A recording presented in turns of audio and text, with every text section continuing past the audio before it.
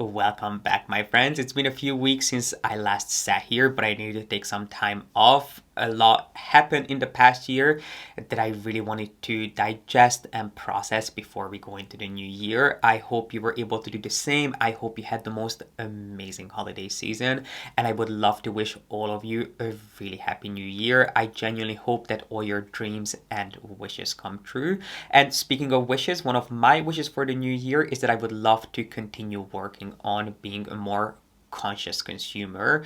So in order to do that, I am actually doing dry January for the first time, which dry January is usually when people caught drinking out of their life for the first month of the year, but I don't drink. So for me, it is going to be shopping that I'm going to be eliminating for the first month.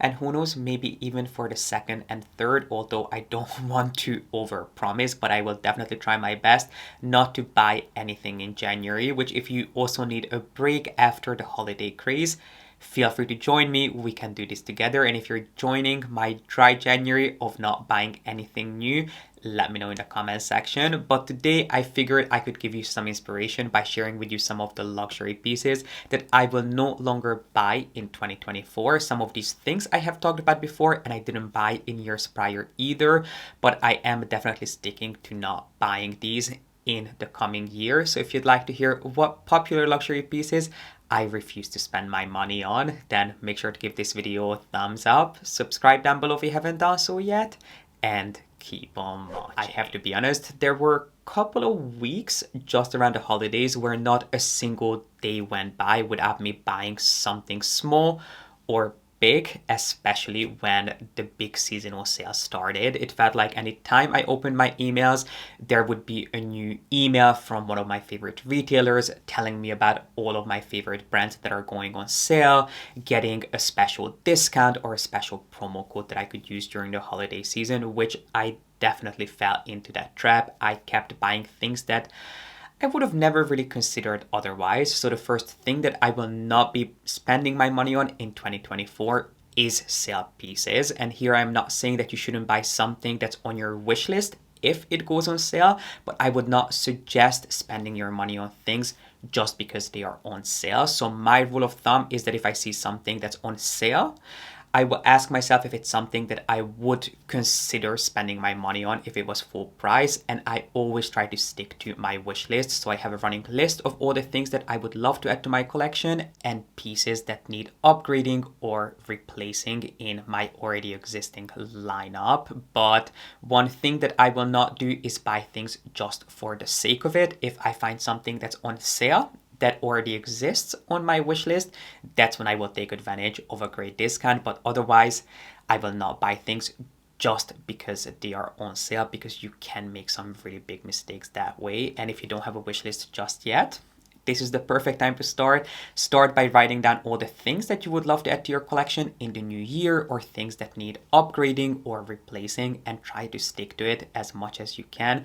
But please be really careful with all the amazing deals that are about to come out, because you cannot really save money by spending money. If you find something that you have been wanting for a really long time and it's on sale, great, go for it. But otherwise, if it's something new, something that you would have never really considered, I don't think a sale is a reason to buy. If you've been with me since the beginning of my channel, which I honestly can't believe it, but I think I'm going into my 4th year of doing YouTube, which is just mind-blowing. The fact that some of you choose to tune in week after week to watch me ramble on about luxury fashion, or really anything for that matter.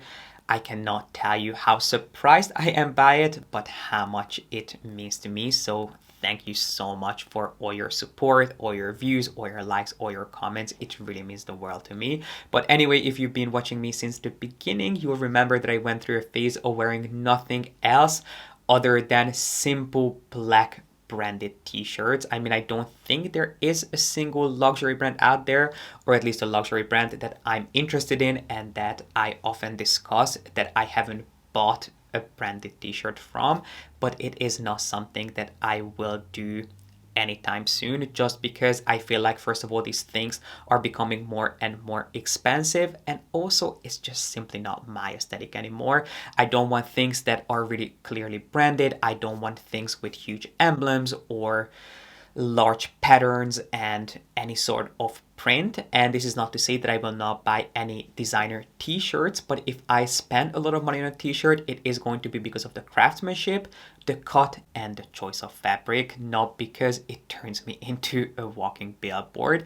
And that really goes for everything across the board, including knits and coats. I mean, I looked at a beautiful coat just a couple of weeks ago from Fendi, which I shared in my last vlogs, but that coat featured the Fendi monogram not only on the pockets on the outside, but it was also fully lined in the Fendi monogram, which was just a little bit too loud for my liking. So personally, I am working on building a really timeless, classic, elegant collection, and I am trying to invest in pieces that I can pull out years from now and still be happy to wear. And branded things are just not really the look that I am trying to achieve at this point. I would much rather have pieces in my collection that are expensive because of the way they are cut and because of the way they fall, rather than because they are covered and wrapped in a brand's monogram. Next up on my list of things that I will not be spending money on in 2024 is pieces that don't fit properly.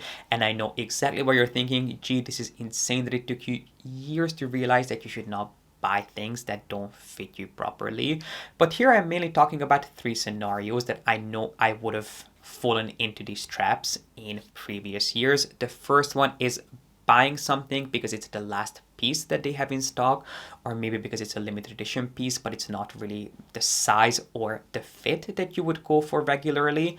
Another thing that I will not buy at this point is things that are a size too big or a size too small, but the brand promises that they can have them tailored, because I cannot tell you how many times I was burned just in the last year buying things that were just a size too big and that were supposed to be tailored, yet they still don't fit like a glove. And yes, I could continue taking them back and having them retailored, but when you're spending so much money on a piece, it's the last thing you want to do. You want to put something on. Yes, if there's a little bit of a tweak that needs to be made, that is fine, but if something is not my right size, the size that I would normally go for, it is not coming home with me. I no longer trust that some of the tailors that my local boutiques work with can actually make pieces work for me.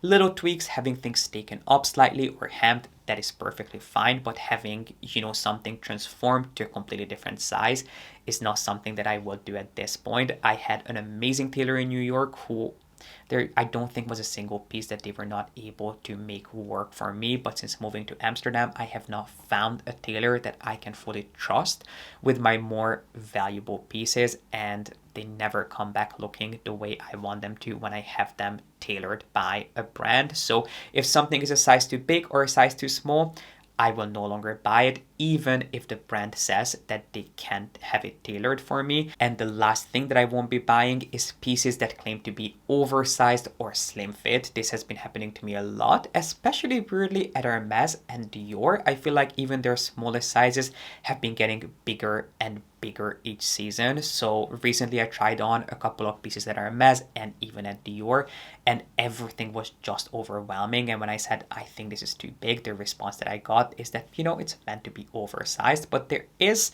a difference between something being oversized and overwhelming. And a lot of the things have been kind of overwhelming on me, I have found. So those are not things that I will buy at this point if I don't feel like that I'm comfortable with how they look. It doesn't matter what the original creative vision is.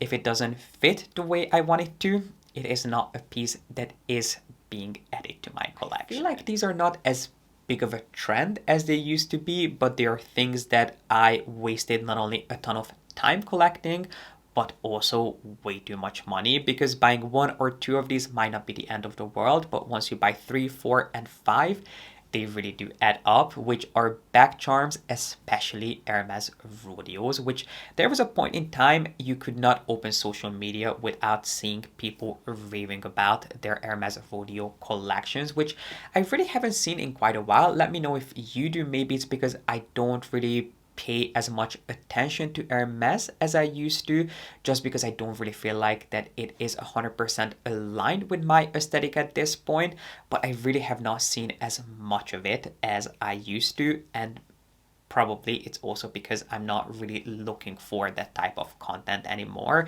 But Hermes rodeos are just not something that I will buy at this point, even though there was a point in time when it was my mission to hunt down every single solid colored rodeo. I was never a fan of the tricolor original rodeos, but I loved the solid colored ones. I'm trying to think, when was the last time I bought a rodeo? I think it wasn't last year, but the year before. I bought a crave rodeo with a touch of lizard, which I still love the look of. I did wear that for a little bit after first unboxing it, but I have not reached for it since. And then at the beginning of last year, I did pick up the birdie back charm, which, as special as that is, I unboxed it, put it on one of my bags for a couple of weeks, took it off, and have not reached for it since. So back charms are not only not my aesthetic anymore, but also I find them kind of annoying. I mean, if you're putting them on a more simplistic bag like a Picotin, they can definitely add a little bit of spice to your bags, but putting them on a Birkin or a Kelly, I do think will make the bag feel overdone, especially because a Birkin and a Kelly already has so much going on with the twist closure, with the metal hardware, with the sangles and the shelves that the sangles sit on, that I feel like it is kind of an overkill. If you're going to put a rodeo on a Birkin, you should put it on the back of the bag. And then when it comes to a Kelly, I would really not over accessorize a Kelly with a rodeo. And speaking of things that I can no longer justify spending money on, I have to mention Chanel sneakers here, because I used to be obsessed with Chanel sneakers, especially their bowling shoes, which that wasn't the official name, but Chanel is not the most imaginative when it comes to naming really anything, but especially not their sneakers. But they had this one style that I loved, and I bought in every single color and texture I was able to find them in. And when I was at Chanel recently, I of course had to ask for some of their sneakers, and I got to try a couple of pairs. But at this point, their sneakers start at, I think the one that I tried was like over 1400 euros, which I think is just way too much money to spend on a pair of designer sneakers when you can buy designer sneakers for $600, $700, $800 that are just as refined and as comfortable, if not even more so, because Chanel sneakers tend to be quite over the top with their branding at this point. So Chanel sneakers are not something that I will buy at this point, purely because of the price point. And really the same goes for their ready to wear. I showed you guys this cashmere cardigan, which was close to 6,000 euros. I mean, I could not believe my eyes when I saw the price tag, because it was a beautiful cardigan, it was heavenly soft, but it wasn't 6,000 euros soft, especially considering that it came with the most ridiculous sequin hood. I mean, I don't know whose idea it was to put that on that cardigan, but it kind of made it look like a really cheap boxing costume. It was not the most refined, even though I think it was the very reason that cardigan was so expensive, because you know, beaded and embroidered things tend to be quite expensive, so I'm sure that also boosted the price tag.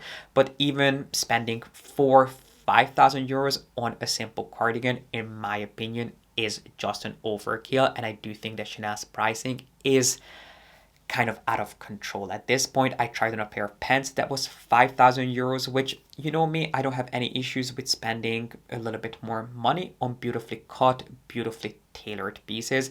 But in my opinion, Chanel at this point is just unjustified. Perhaps it's because I was never a big Chanel kind of guy.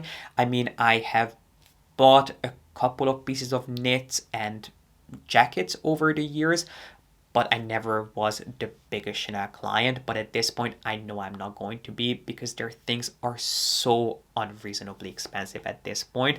Not only their shoes, but also their pieces of ready to wear. Now, that doesn't mean that I will not continue sharing their pieces with you, because I'm sure a lot of you still enjoy them. In fact, I know a lot of you still love Chanel, but at this point, personally, I would just much rather spend my money elsewhere, considering the cuts are not the most flattering on me personally, which I understand that they are mainly a women's warehouse and they were not designed for my body shape, but I know what works and what things I cannot make work. I mean, I buy as much women's wear as I buy men's wear, but when it comes to Chanel, their cuts just really don't suit me.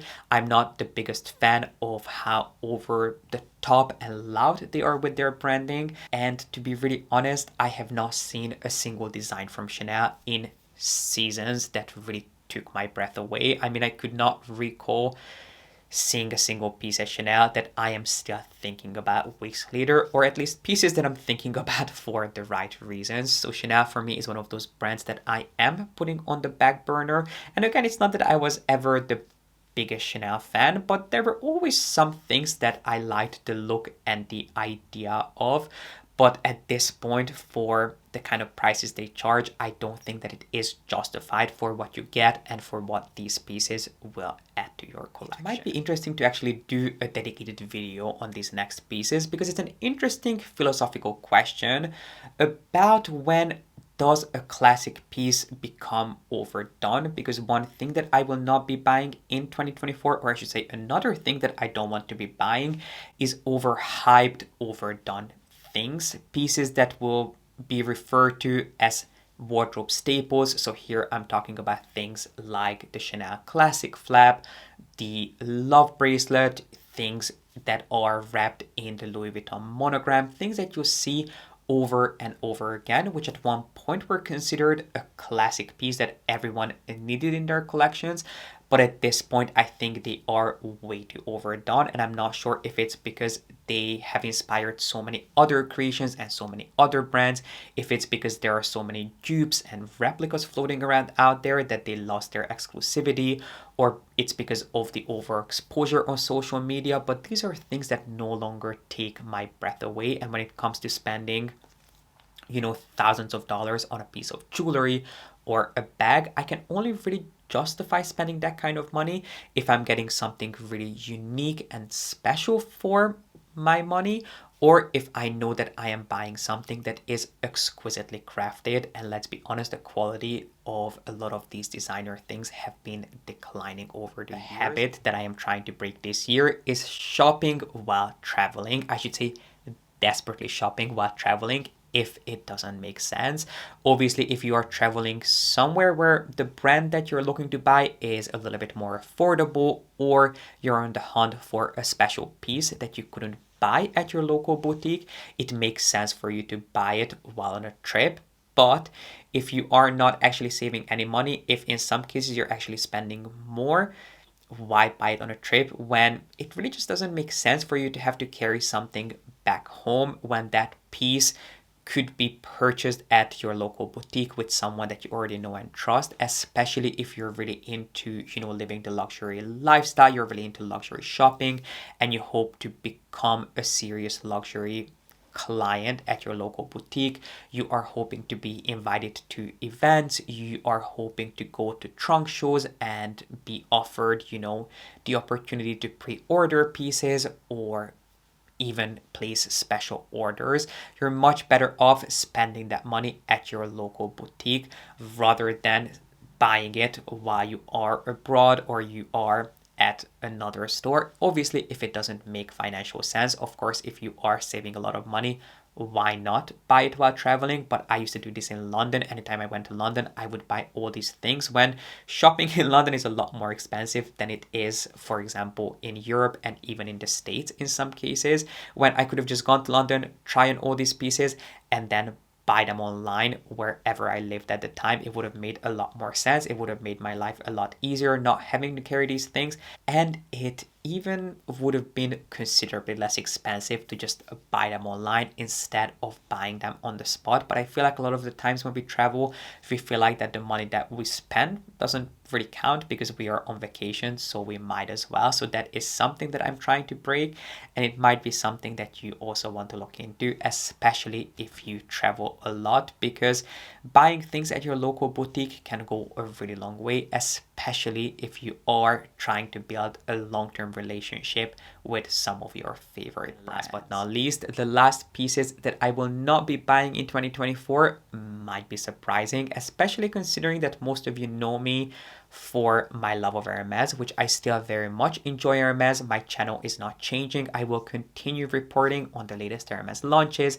I will never miss reviewing a popular Hermes piece, but one thing that I don't see myself buying in 2024 is another quota bag from Hermes or really any one of their Holy Trinity bags. So I don't see myself adding another Constance, Kelly, or Birkin to my collection unless it's in a really unique finish or it's an exceptional piece. Because to be really honest with you, I barely reached for any of my Hermes bags in the past year other than my Kelly 35 in black Togo and my grooming bag, but that isn't a quota bag and I'm not exactly sure why that is, if it's because Hermes has become so popular and so overexposed on social media, which I admit I'm definitely part of the problem. I mean, I sit here twice a week talking about Hermes, or if it's just me and because I talk about Hermes so much, I have a little bit of Hermes fatigue, but I just really don't see myself being drawn to any one of these bags. They just simply don't make my heart skip a beat, similar to some of these classic pieces. I feel like I just need a break from them, and I will definitely be buying bags, but I think the bags that I am considering in 2024 are a lot more understated, a lot more special, a lot more unique, and not things that you will see so much of out there. So personally, when it comes to quota bags, they are not really on my radar currently unless they are in a really unique finish or a really unique material. But I would love to hear your thoughts. Do you still love Hermes, Birkin, Kelly, and Constance bag? Do you still have them on your wish list? I mean, I've been buying Hermes for over a decade now, so it makes sense that I would be going through ups and downs in my relationship with the brand, which I mean, I still very much love Hermes. I will continue reviewing their pieces, but I just don't think that those are the kind of things that I personally want to invest in the coming year, but I would love to hear your thoughts. This brings us to the end of today's video, discussing some of the popular luxury pieces that I will not be spending my money on in 2024. I really hope you enjoyed this video, and I cannot wait to hear your thoughts and what pieces you will not be buying in 2024. And while you're down there, make sure to give this video a thumbs up and subscribe if you haven't done so yet. But before I let you go, I would like to announce the winner of my Hermes giveaway, who I haven't actually selected yet, but I will make sure to put the name of the winner up here as I'm editing. So if you see your name appear here, please make sure that you reach out to me at the email address in the info box, because I would love to send out the mug to you as soon as I can. And I would like to say a huge thank you to all of you who participated in the giveaway. If you didn't win this time, were you not, there is a lot more giveaways to come this year. And if you are the winner, a huge congratulations to you. And again, just a big thank you to all of you for all your continued support. And I would like to wish all of you a really happy new year. But this was it for now. I really hope you enjoyed this video. If you did, make sure to subscribe down below if you haven't done so yet. And I hope to see you back here with a new video really, really soon.